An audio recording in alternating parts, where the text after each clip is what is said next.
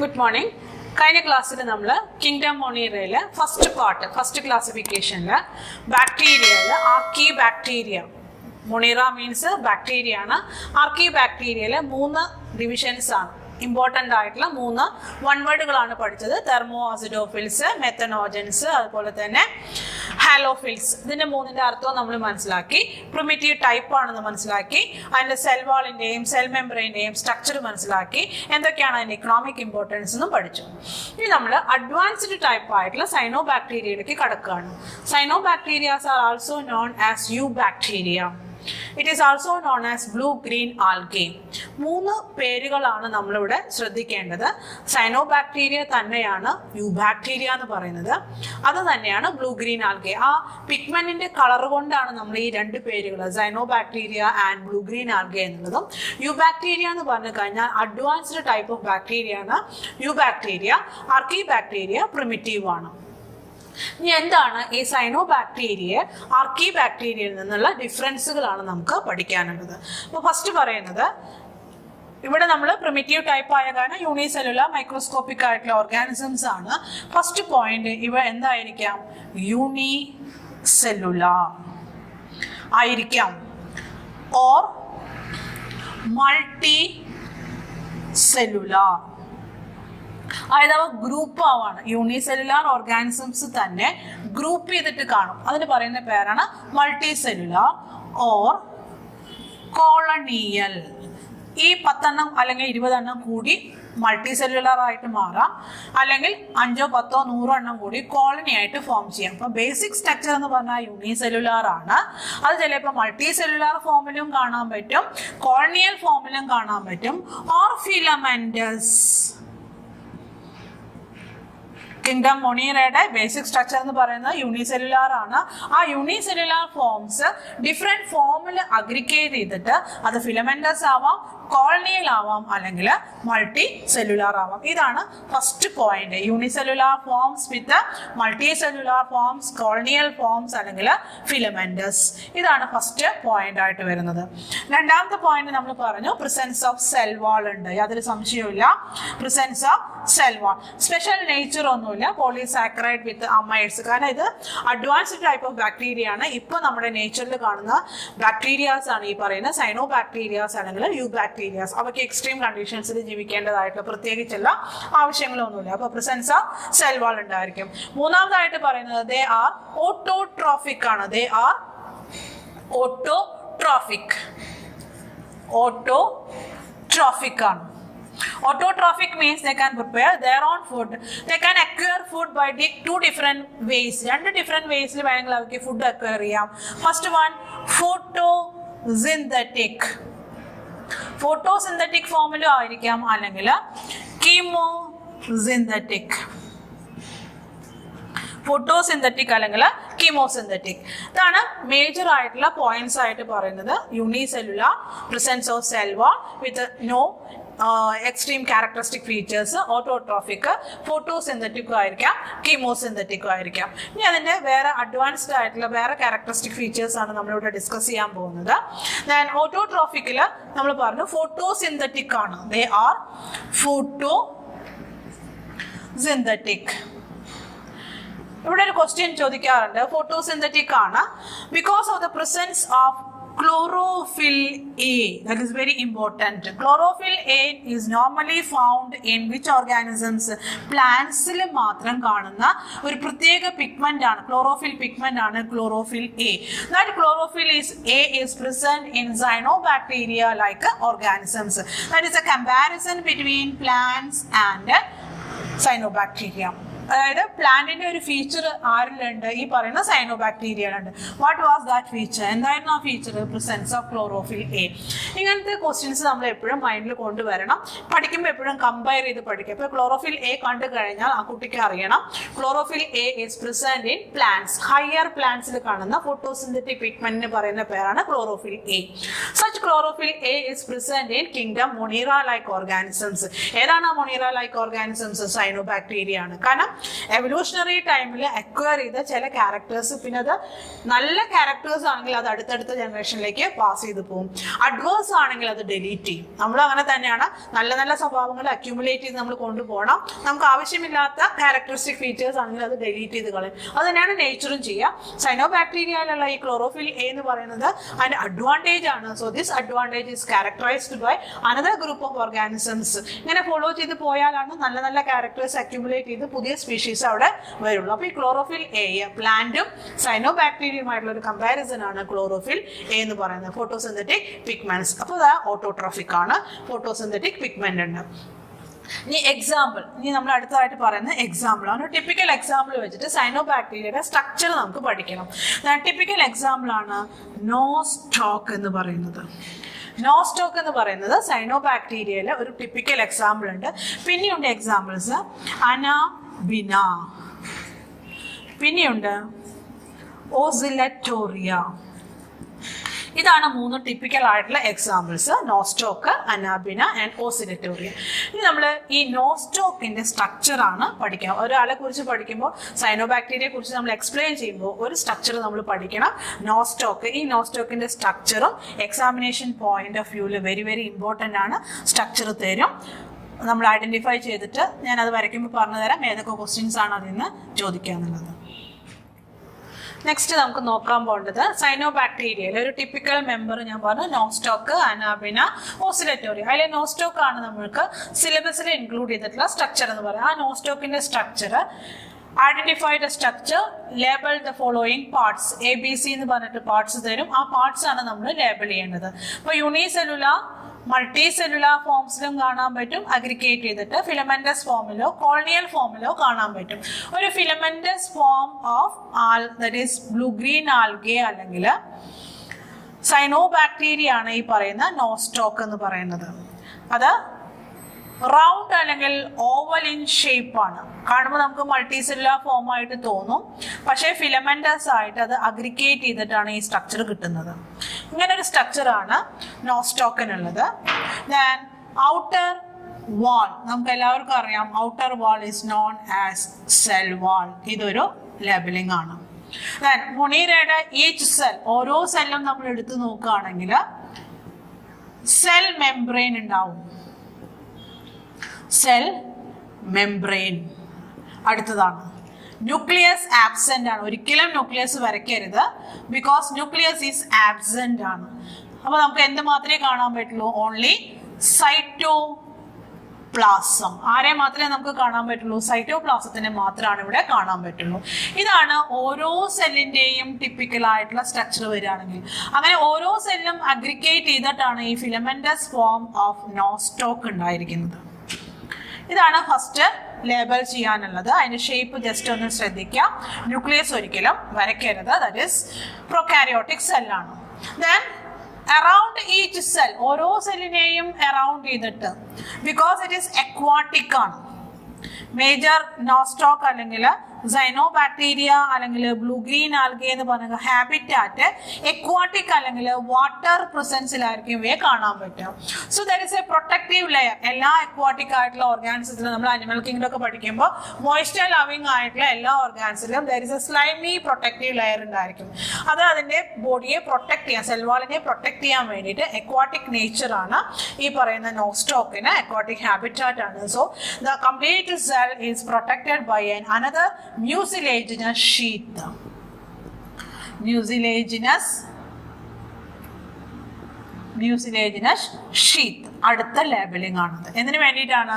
To protect the plant body.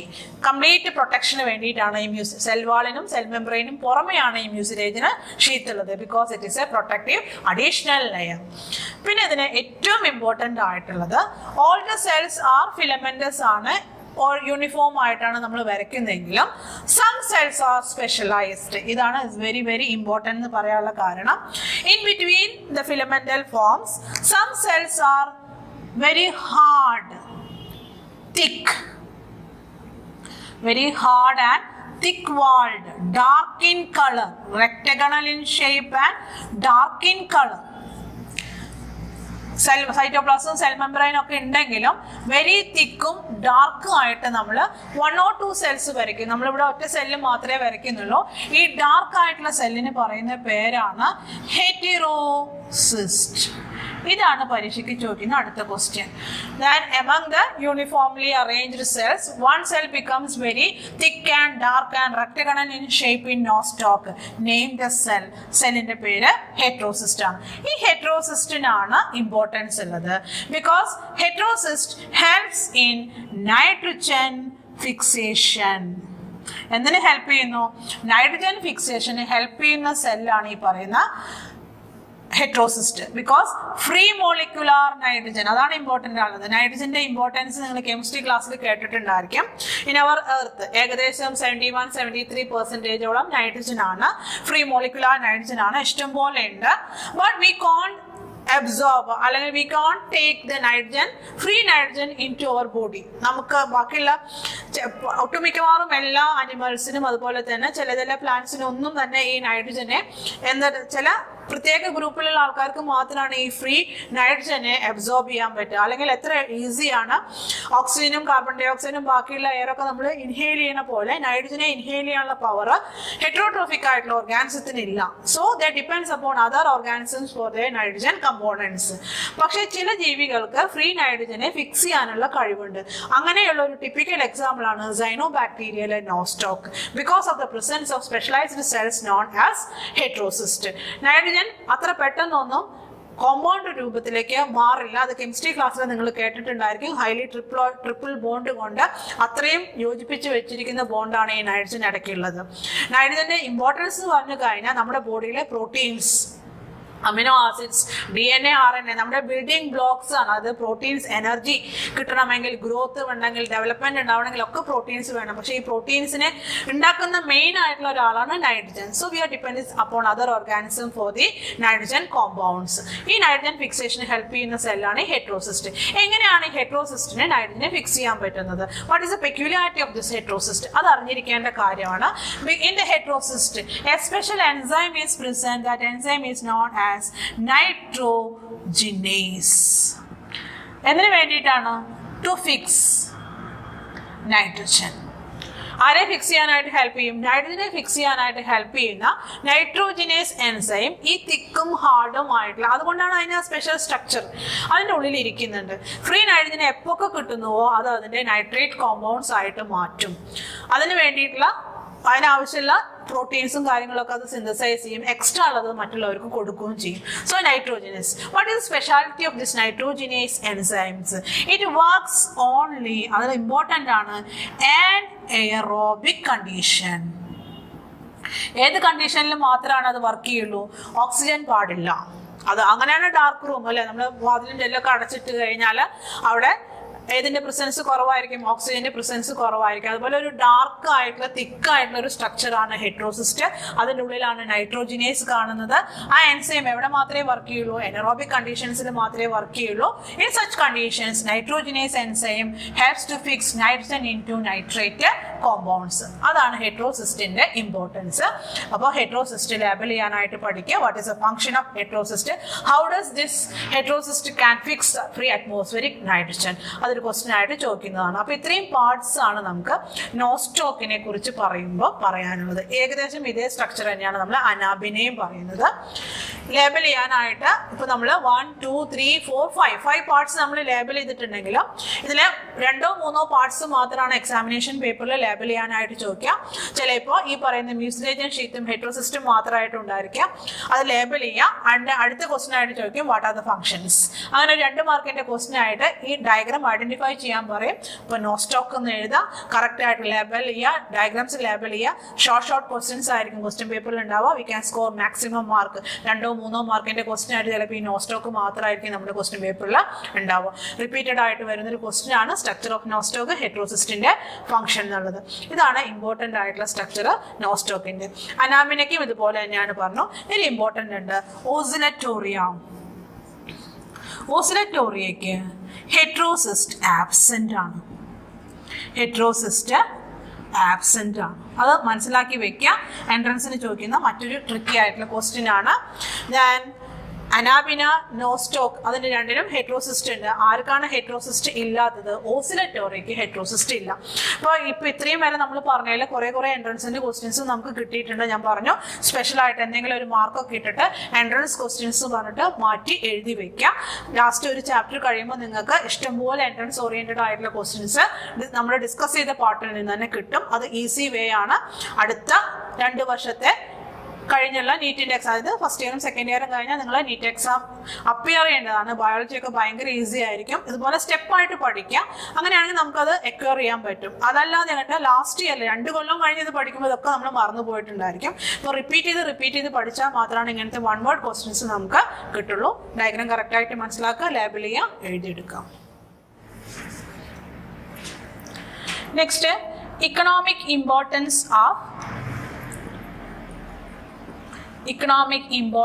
Of Nostoc ആണ്. നോസ്റ്റോക്കിന് മാത്രമായിട്ടുള്ള കുറച്ച് ഇക്കണോമിക് ഇമ്പോർട്ടൻസ് പറയാണ്. ദേ ആർ ഫോട്ടോസിന്തറ്റിക് ആണ്. ഫസ്റ്റ് നമ്മൾ പറഞ്ഞു ഫോട്ടോസിന്തറ്റിക് ആണ്. അത് 2 രീതിയിലായിരിക്കാം. ഓട്ടോട്രോപ്സ് ആയിരിക്കാം അല്ലെങ്കിൽ ഹെറ്ററോട്രോപ്സ് ആയിരിക്കാം. അപ്പോൾ അവരെന്തായിരിക്കും? ചീഫായിട്ടുള്ള ഒരു പ്രൊഡ്യൂസർ ആണ് അല്ലെ. നോസ്റ്റോക്കിന്റെ മാത്രം അല്ലെങ്കിൽ സൈനോബാക്ടീരിയ, യുബാക്ടീരിയ മാത്രം നോക്കുകയാണെങ്കിൽ they are the chief producers എന്ന് നമുക്കൊരു പോയിന്റ് എഴുതാൻ പറ്റും ഇക്കണോമിക് ഇമ്പോർട്ടൻ്റ് ആയിട്ട്. രണ്ടാമത്തെ പോയിന്റ് ആയിട്ട് ഇറ്റ് ഹെൽപ്സ് ഇൻ ഏത് ഫിക്സേഷൻ ആണ്? Nitrogen fixation. ഇങ്ങനെ നൈട്രജൻ ഫിക്സേഷൻ ഉള്ളത് കൊണ്ട് തന്നെ ഇതൊരു ബയോ ഫെർട്ടിലൈസർ ആണ്. ബയോ ഫെർട്ടിലൈസർ ഇൻ ഏത് ഫീൽഡിലാണ്? Paddy field.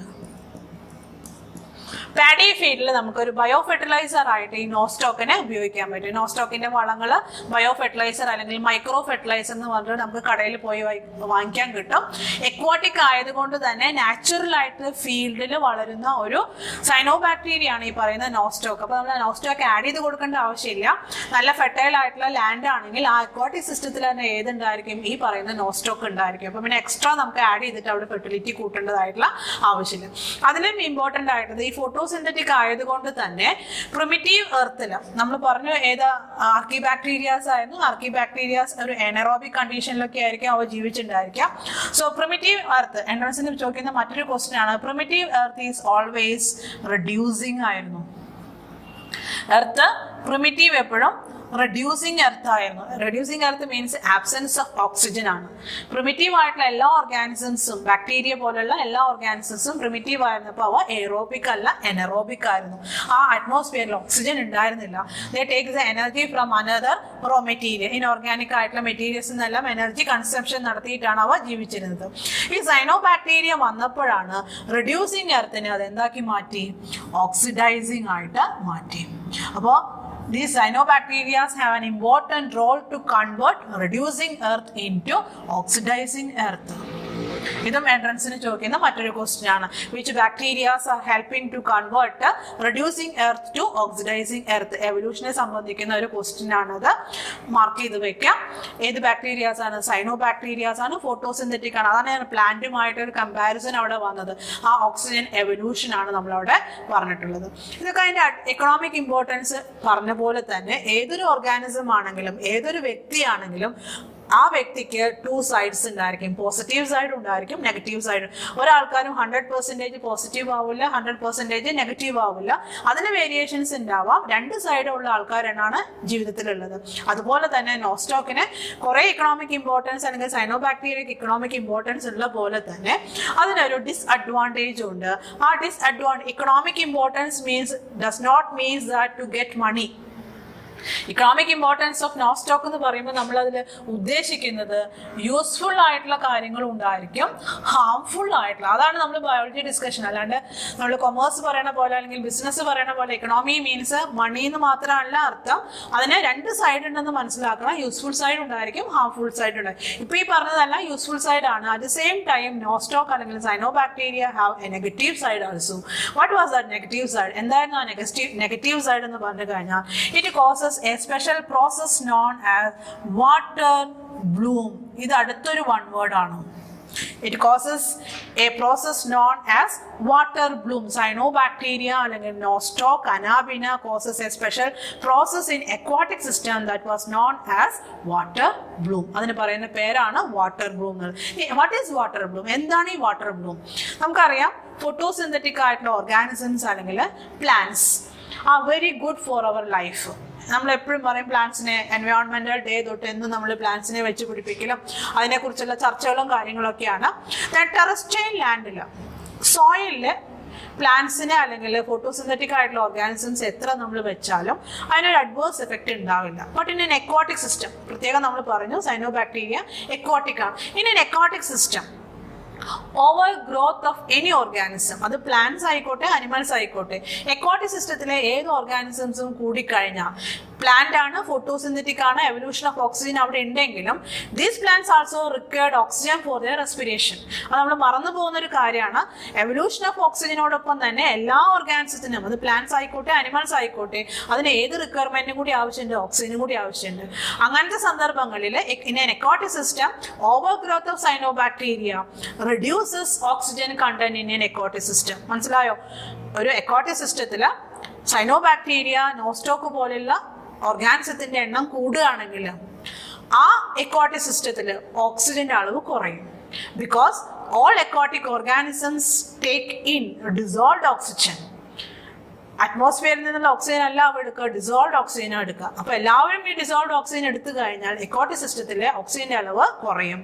It increases BOD. BOD means biological oxygen demand. ഇത് കേട്ടിട്ടുണ്ടായിരിക്കും നിങ്ങൾ.